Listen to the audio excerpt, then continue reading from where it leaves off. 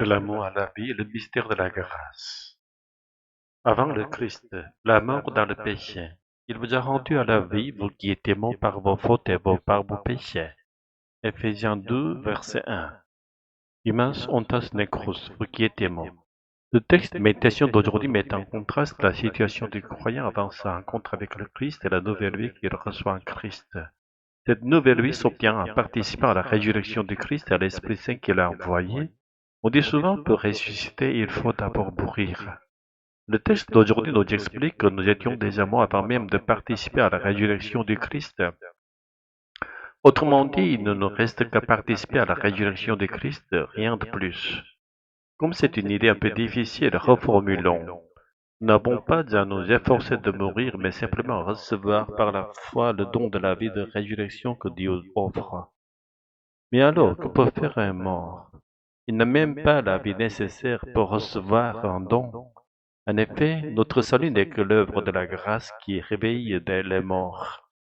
Nous n'y contribuons en rien. Ce passage devient ainsi l'un des fondements les plus forts du calvinisme qui affirme que tout est grâce. Éphésiens 2, verset 8 c'est par la grâce que vous êtes sauvés par le moyen de la foi, et cela ne vient pas de vous, mais c'est le don de Dieu. Le sens du texte grec, une grammaire de la grâce.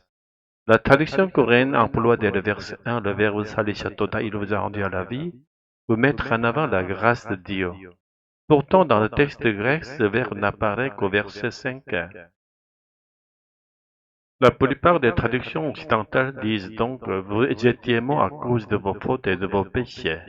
Mais en réalité, aucune traduction ne peut rendre pleinement la nuance du grec.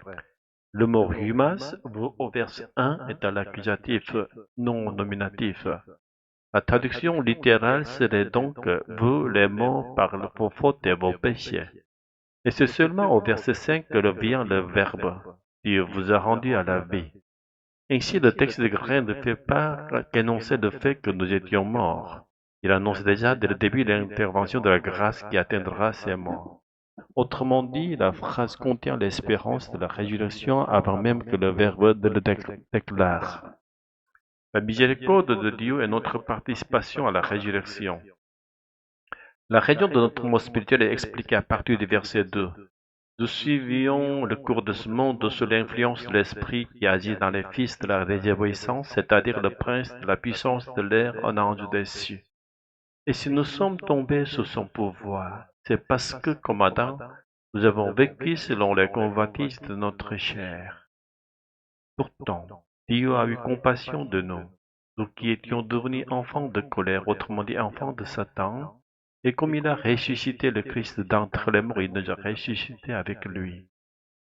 Mais Dieu ne s'est pas arrêté là. Il nous a aussi fait asseoir avec le Christ dans les lieux célestes. Jusqu'ici, être rendu à la vie, ressuscité, assis dans la présence trinitaire de Dieu, nous n'avons rien accompli par nous-mêmes. Nous avons simplement reçu la vie et a été conduits dans la présence de Dieu. Plus précisément, même l'acte de recevoir n'est pas de nous. Nous étions simplement dans la grâce. Ce que nous faisons, c'est croire que nous avons reçu cette grâce. La vie nouvelle en Christ est les œuvres de la grâce. Si nous gardons la foi en cette nouvelle naissance en Jésus-Christ, alors nous pouvons vivre selon cette nouvelle vie. Et c'est alors seulement que nous pouvons accomplir les bonnes œuvres que Dieu avait préparées d'avance. Le bien, selon Dieu, consiste à répandre son amour et sa paix dans le monde. Nous n'agissons pas bien pour devenir enfants de Dieu, mais parce que nous le sommes déjà, et nous n'attendons aucune récompense pour nos bonnes œuvres, car de même que nous avons reçu la grâce gratuitement, nous la partageons gratuitement. De telles bonnes œuvres ne peuvent être accomplies que par celui qui croit. J'étais mort, mais par la miséricorde et la grâce de Dieu, j'ai reçu une nouvelle vie, et cette vie est déjà entrée dans la gloire du Dieu trinitaire. C'est le temps de Chuseok, en ce jour que nous puissions reconnaître notre véritable identité et vivre selon cette identité bénie, que nous rencontrions le Saint-Esprit dans leur parole et que nous demeurions dans le monde de la vérité véritable. Au nom de Jésus, je le prie. Alléluia. Amen.